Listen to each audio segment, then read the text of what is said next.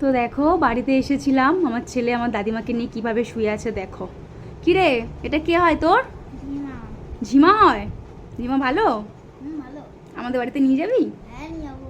যাবি? যাবে দাদি? হ্যাঁ। ঠিক আছে, যাবে বলছি, তাহলে আজকে নিয়ে যাবি তো? সত্যি? ঠিক আছে,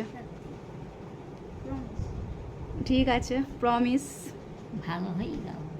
আচ্ছা, দাদিমার শরীরটা একটু খারাপ, তোমরা সবাই দোয়া করো যেন ভালো হয়ে যায় খুব তাড়াতাড়ি। তো দেখো রেহান, দেখো মামার বাড়িতে এসে কেমন এনজয় করছে। কি রে, বাড়ি যাবি না পাপা? না। কেন? বাড়িতে বন্ধ থাকে, তো এখানে এসে খোলা মেলা পায় আর এত এনজয় করে, বাড়িই যেতে চায় না। দেখো না, সন্ধ্যা হয়ে গেছে তাও খেলে যাচ্ছে।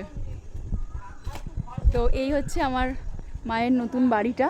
চলো তোমাদের ভিতরটা গিয়ে দেখাবো। আর এটা আমার বাবার আর কি জলের কারখানা, বুঝেছো? তো চলো তোমাদের ভিতরটা গিয়ে দেখাই। তো দেখো এটা আমাদের নিচের ফ্লোরটা। এটা এখন রেডি হবে না, কারণ এটা রেন্টে দেবে, তো যার জন্য এটা পরে রেডি হবে। এখন ওপরের ফ্লোরটা রেডি হচ্ছে। চলো ওপরের ফ্লোরটা তোমাদের দেখাই। তো এই হচ্ছে সিঁড়ি, সিঁড়ি দিয়ে উঠে তারপরে হচ্ছে ওপরের ফ্লোরটা তোমাদের চলো দেখাই। তো দেখো এটা হচ্ছে উপরটা, তো এইখানে আর কি থাকা হবে। তো এটারই কাজ চলছে। এটা হচ্ছে ব্যালকানি, আর এটা হচ্ছে একটা রুম।